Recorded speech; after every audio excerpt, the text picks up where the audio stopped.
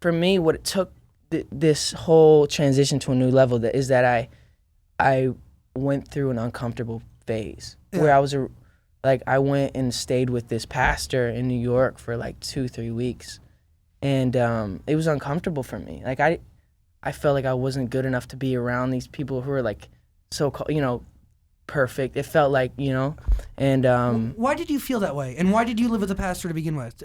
So no, it was basically because I was just in a weird place, dude. And I felt it in my soul. I was looking at myself in the mirror, and I was growing up. My mom raised me as a Christian, but as I was growing up, there was so many weird Christians that I came across that were just like, I don't think I want to be a Christian, And then I got to a point where I was so lost. I'm like, let me try to revisit my faith, but I did it with these people because I know that their view on their faith is so much different than most Christians. Because most Christians are like, I'm going to do this so that God can love me. I'm going to like, if I show up wearing this, like he'll respect that, But that's not what God is. Like if God is based on love, it's I love you first, regardless of what you do, rather than you do this and then I'll love you.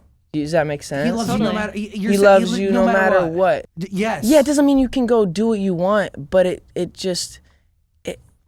if God's based on love, like if I love my girlfriend, right? Yeah.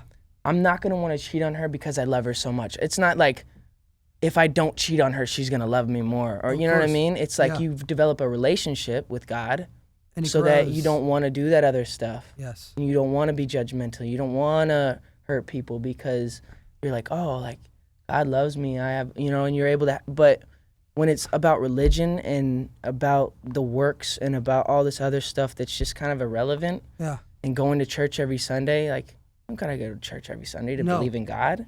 If you want to, and that's what works for you, cool. But like, there's so many people that came around and they're like, blessings, God. Just because you say like these weird Christian things doesn't make you mean anything. Does that make you better? Like, yeah.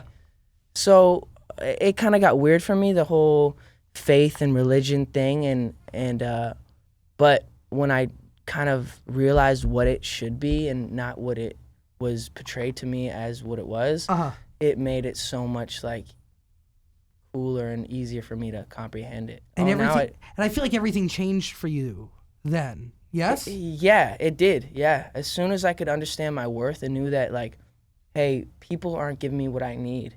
Like, people are always wanting something. I can never tell if something's really authentic, but when I really sit in my room and I'm alone and I can just like, God, are you there? Like, I feel this connection with something that's a higher being. And picture it as being a perfect thing. Yeah. It just puts an ease to my soul that's like, I can't describe. Special. It's special, yeah. Justin Bieber. Yeah. And I don't mean to be weird and like. No. You're talking to a guy who was raised within the Catholic Church. I went, 10 years of Catholic school, weird, man. Dude. Yo, I went to church every morning, man, for many, many years. I was an altar boy, been there, done that. And was it weird to you? No, not that it was weird. It gave me structure when I needed structure, and I still pray to God, and I still, I still believe that there's a God or whatever, but different. Yeah, I think that's like.